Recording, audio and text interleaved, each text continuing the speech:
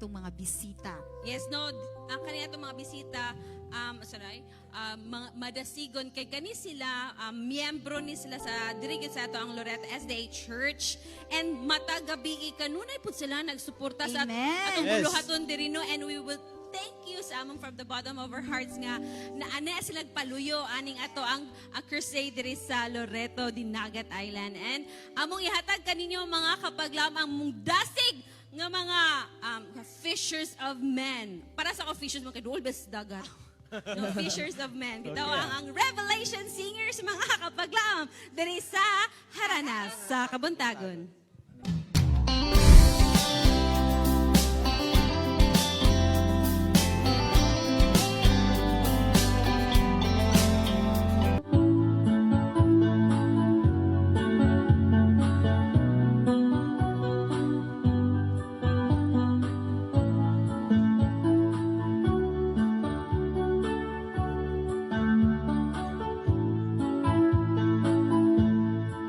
Sa pagmata ko sa'yo sa kabuntagon,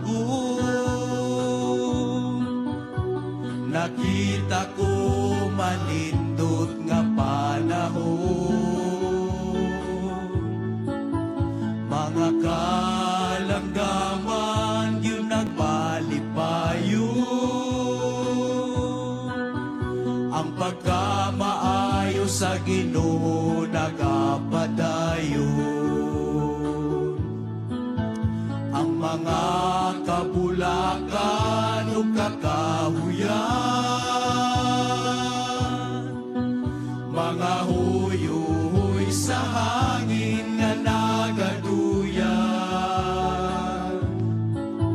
alibangbang sa hangin nagalupat-lupat, ang Diyos nagalantaw nagmahalog ang tagat.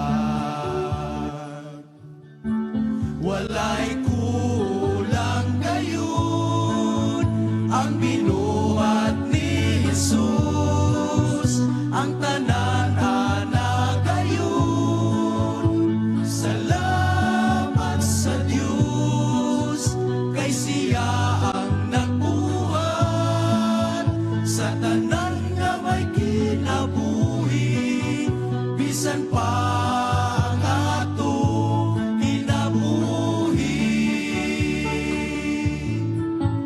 Ang mga kabulakan o kakahuyan, mga huyo-huy sa hangin nga nagaduyan, alibangbang sa hangin nagalupat-lupat, ang Diyos nagalantaw nagmahalog nagtagat. Walay kulang gayon ang binuhat ni Jesus, ang tanan ana gayon. Salamat sa Diyos, kay siya ang nagbuhat sa tanan nga may kinabuhi, bisan pa ang atong kinabuhi. Mga kinaiyahan atong ambingan, ihatag sa Diyos nga Amahan. Walay ko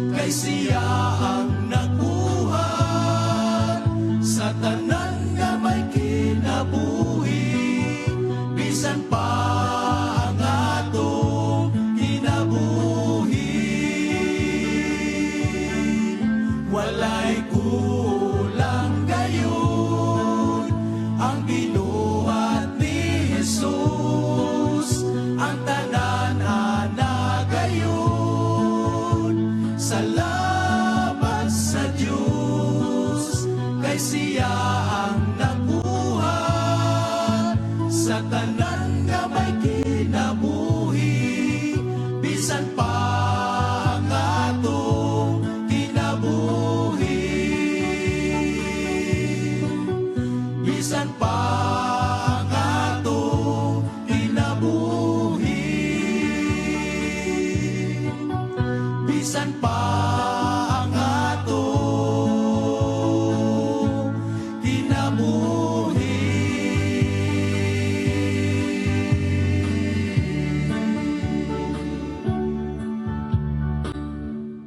Amen. Happy Sabbath kanindot sa Revelation Singers. Praise the Lord. Very good. Oh, Dapat di ba? ninyo, sir, ha?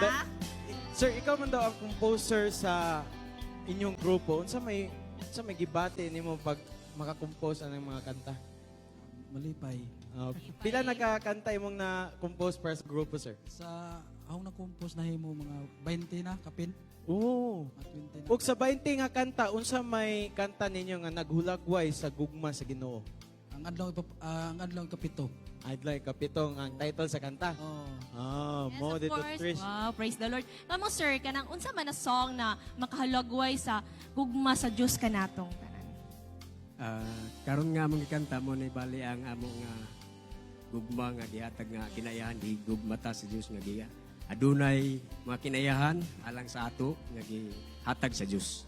Wow, di ba? Di ba, kuya, sometimes mga good na ang mga kanta maka-feel sa ato naghihigugma gito sa Ginoo, di ba, sir? So unsa man jud na song na imong favorite na makaingon ka na kana na kanta, ma-feel nimo na ang Ginoo nahigugma sa imuha. Kini nga kanta nga among gi Wow, so Kanta. this is original Kung song na tanon i-compose si- jud ninyo, sir, ni no? Brother Kim. O, tanong po nato Oh, si Sir sige. Clifford. Sir, despite sa imong kuan sir, sa imong condition nga unsa may inspiration nimo nga magpadayon yun pag-apil sa grupo? Akong na hatag inspirasyon madud ang Ginoo. Nga bisan naingani ko pero dako nga panalangin nga gihatag daghang opportunities nga nahimo ko nga naapil ko sa grupo, nadasig pagsamot makigsuonan, no? Labi na nga ang Dios naghatag ka na kog daghang mga panlantaw nga positibo nga ako dayng makaya despite sa akong disability pero nada ko'y kanang makaya pa nga dili makaya sa uban nga makaya nako. Wow, praise Amen. God. Amen. Amen. Ikaw, sir, basi naamoy gusto ipanimbaya diha sa mga kauban, mga family. Gusto i-greet?